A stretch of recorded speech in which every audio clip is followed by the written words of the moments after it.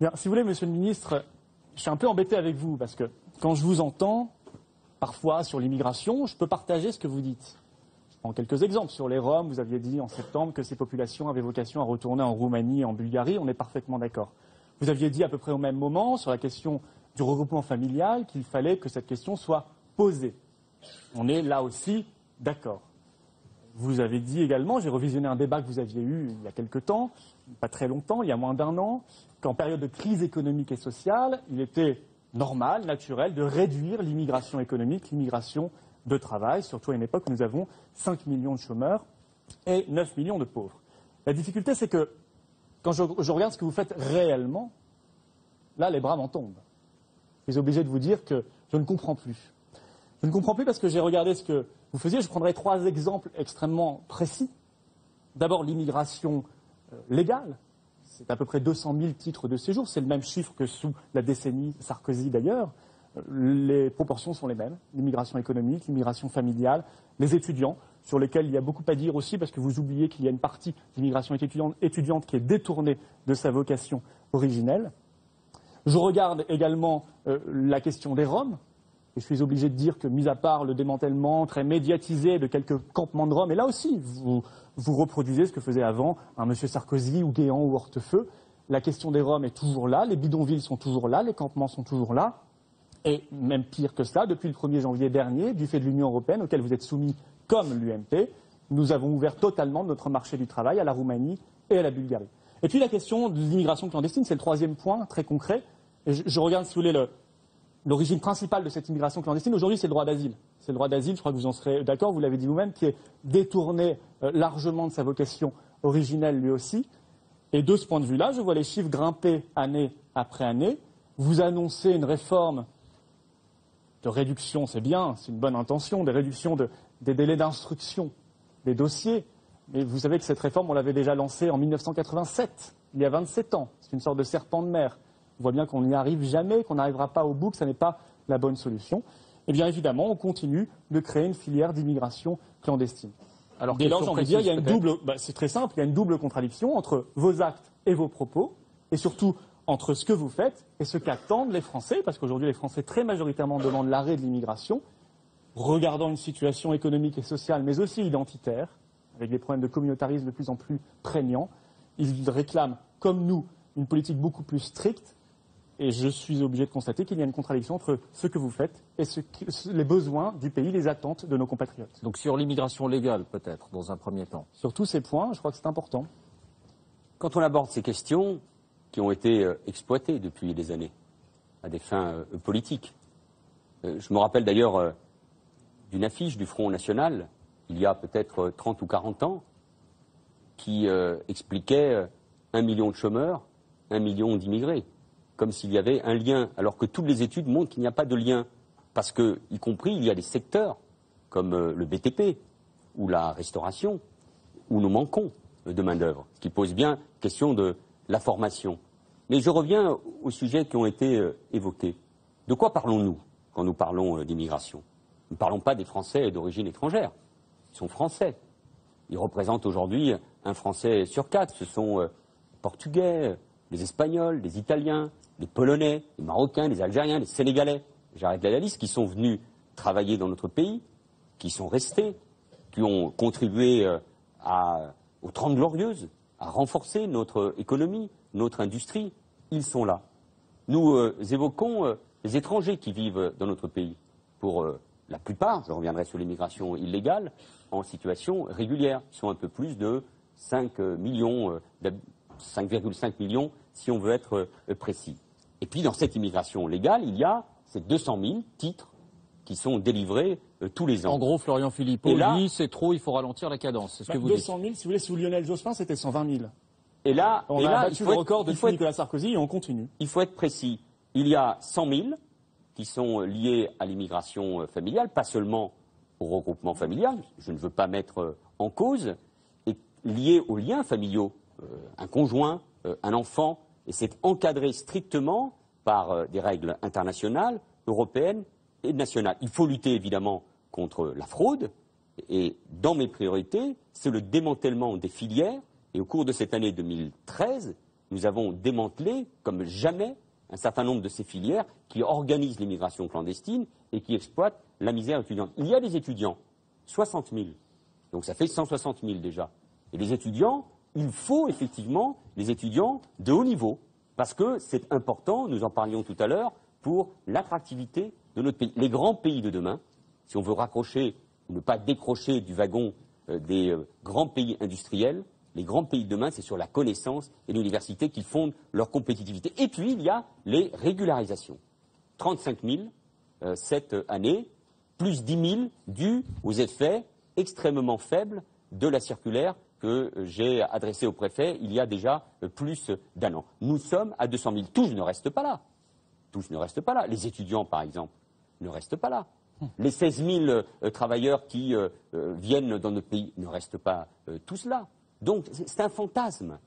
C'est un fantasme. C'est un fantasme que de faire croire que cette immigration légale est un problème pour notre pays. Ce qui peut être un problème, c'est souvent les conditions d'accueil au cours de ces dernières décennies. Mais cette immigration légale, nous devons l'assumer. Comme nous assumons, nous en avons parlé tout à l'heure avec François Langlais, le fait que, pour des raisons économiques et pour des raisons même démographiques, nous n'avons pas besoin d'accueillir plus de travailleurs étrangers que nous en accueillons. Et la grande priorité pour ce qui me concerne, il y a une autre question, c'est la lutte contre l'immigration illégale. Mais voilà, il y a un autre sujet, qui est le droit d'asile. C'est le droit d'asile. Fantasme, dit qui est le droit d'asile. Florian Philippot. On va rester sur le légal, c'est ça? Mais si vous voulez, moi je ne comprends pas. Alors pourquoi vous avez dit il y a un an la question de l'immigration familiale peut être posée? Vous ne l'avez ni posée et encore moins questionnée. On attend toujours. Je ne l'ai pas dit. Je ne l'ai pas dit. Si, vous l'avez dit, on peut retrouver. Non. Dans un séminaire gouvernemental, ce sont les propos qui ont été rapportés. Vous C'est pas M. Philippot qui va être celui qui va expliquer ce que écoutez, alors tous les médias se trompent, peut-être. Je ne l'ai pas dit. Ah bon, vous ne l'avez pas dit. Je ne l'ai pas dit. Donc tous les médias se trompent. C'était un séminaire ministériel. Je ne l'ai pas dit. Nous avons évoqué dans ce séminaire les grandes évolutions démographiques de demain, et notamment le fait que le grand continent d'avenir, potentiel aussi pour notre pays, c'est le continent africain. Mais vous auriez dû le dire. Hein? Vous auriez dû le dire parce que c'est une vraie question. Ça veut dire renseignez-vous davantage. C'est une question qui se pose. Bon, écoutez, tous les médias l'ont dit. Je crois que M. Vous ne croyez pas toujours les médias. C'est étonnant, vous qui êtes toujours sur la théorie de la victimisation et du complot. Franchement, vous ne croyez pas toujours les médias. J'aurais préféré que vous le disiez. Ça aurait été plus intéressant. Vous dites c'est un fantasme. Écoutez, mettez-vous à la place des Français. Eux, c'est pas un fantasme. Quand ils voient arriver chaque année une immigration supplémentaire, ce n'est pas d'ailleurs un cadeau qu'on fait ni à nos compatriotes, ils ne l'ont pas demandé, et ils voudraient plutôt qu'on arrête. Est-ce qu'on a le droit de les écouter et de les entendre? Ce n'est pas un cadeau non plus que l'on fait aux étrangers. Qu'est-ce qu'on leur offre? Nous sommes dans un pays qui connaît un chômage de masse, une pauvreté énorme, qui n'a plus de logement, et qu'il y a déjà 1,2 million de familles françaises qui attendent un logement social. Donc je ne vois pas très bien pourquoi, au nom de quoi, en pleine crise économique et sociale, alors que les tensions montent dans certains quartiers, on continue sur un rythme de 200 000 entrées légales par an. Vous parlez des étudiants, c'est intéressant. Vous dites qu'ils repartent. Moi, je suis favorable aux étudiants qui viennent effectivement pour enrichir la France. On a tous en exemple ces étudiants américains, australiens, britanniques, etc. Simplement, quand vous regardez la réalité, ça vient de chez vous, c'est un document du ministère de l'Intérieur. Je vous l'accorde, c'était 2012, mais c'est une étude de fond qui n'a pas beaucoup changé. Elle nous explique que parmi les étudiants africains, au bout de 8 ans, un peu plus d'1 sur 2 sont encore là, au bout de 8 ans. Et parmi ces 1 sur 2, 60% sont encore étudiants. Ça me paraît, moi, un tout petit peu étrange de voir qu'il y a en gros un tiers des étudiants qui sont encore étudiants au bout de 8 ans en France, Philippot. Ce qui démontre que la filière est utilisée à des fins de... Voilà, si vous voulez, on utilise cette filière pour faire une immigration supplémentaire. On passe à côté de ce qu'elle doit être, c'est-à-dire une filière d'excellence. Alors, et moi, je dis simplement, juste une remarque. Vous serez d'accord avec moi, je le pense. Nous visons tous l'assimilation républicaine. Je sais qu'il y a une multiplication de rapports autour du Premier ministre qui sont diffusés, qui combattent le modèle républicain, qui nous parlent d'inclusion, qui nous parlent de société communautarisée, qui nous parlent d'enseigner à l'école les héros de l'histoire de France issus de l'immigration et autres inepties. Mais si nous sommes véritablement français dans notre ADN, nous tenons à l'assimilation républicaine. En tout cas, moi, j'y tiens. Comment faire l'assimilation républicaine avec 200 000 entrées par an? Nous visons tous à ce que ces étrangers, si un jour ils deviennent français, ils soient fiers de la France, éternellement attaché à la France, quand même, M. Valls. Alors, réponse d'abord sur les étudiants, oui, si vous voulez. Moi, je vois là où vous voulez nous amener, M. Philippot. C'est de considérer question que très simple. les étrangers, les immigrés en situation légale, et même ceux qui sont devenus français, nous en parlerons sans doute, sont un problème pour la France et sont responsables de la situation économique et du chômage que nous connaissons. Qui a dit ça? Vous le dites, c'est ce que dit Non, le Front National. On peut faire un débat intelligent, je veux dire, on n'est pas obligé dans la caricature. Je vous ai posé des questions très simples. Dans le questionnement qu'il veut, je vous ai répondu extrêmement clairement. Vous avez évoqué un autre sujet, qui est celui du droit d'asile. Et vous n'avez pas répondu sur l'immigration légale. Mais passons au droit d'asile. Ou sur les étudiants, si vous voulez. Mais sur les étudiants, il y a un phénomène qui est extrêmement préoccupant pour la France, depuis déjà un certain nombre d'années. C'est que les élites des pays francophones, notamment des grands pays africains, au lieu de venir étudier en France, ces élites vont au Canada et aux États-Unis. Et nous perdons ainsi les forces et les moyens de notre influence dans ce continent d'avenir, sur le plan démographique, sur le plan économique, sur le plan de la puissance qu'est l'Afrique. La question de Florian Philippot, c'est que la filière était dévoyée. C'est très intéressant de voir que la Chine, le Brésil, d'autres pays européens comme l'Italie ou l'Espagne ont investi massivement en Afrique alors que la France progressivement reculait. Or, si nous voulons ce lien entre les deux rives de la Méditerranée, entre le continent africain, dont le taux de croissance, malgré toutes les difficultés, la guerre, la famine qui persistent encore sur le continent, mais il y a des pays qui ont des taux de croissance de 9 ou 10%, comme la Côte d'Ivoire, comme le Ghana, où nous devons investir. Et ces étudiants, au lieu que nous puissions les accueillir chez nous, sont partis dans d'autres pays. La filière et ça, n'est pour pas la France, dévoyée. si vous aimez la France, si vous considérez que la France a un rôle à jouer dans le monde, si la France doit rayonner, elle doit être capable d'accueillir les meilleurs étudiants, et notamment parce que notre langue, c'est notre patrimoine.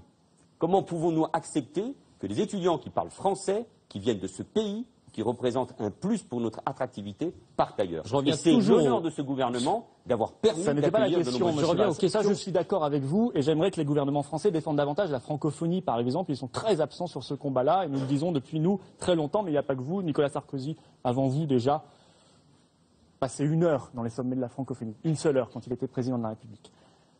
Mais la question que j'abordais, c'était la question des filières dévoyées, la question des filières étudiantes dévoyées. On utilise, ce sont en réalité de faux étudiants, pour parler clair. C'est une immigration supplémentaire. Mais la lutte contre la fraude, contre les filières qui organisent l'immigration clandestine, c'est une priorité. Mais qui peut nier que ces phénomènes existent?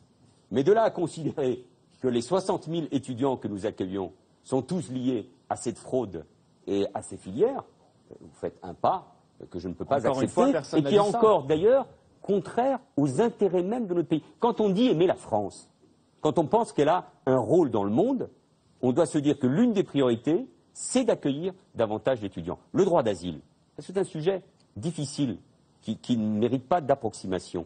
Il a été dévoyé. Il a explosé, pas seulement en France, mais partout en Europe. Aujourd'hui, nous sommes à 70 000 demandeurs d'asile.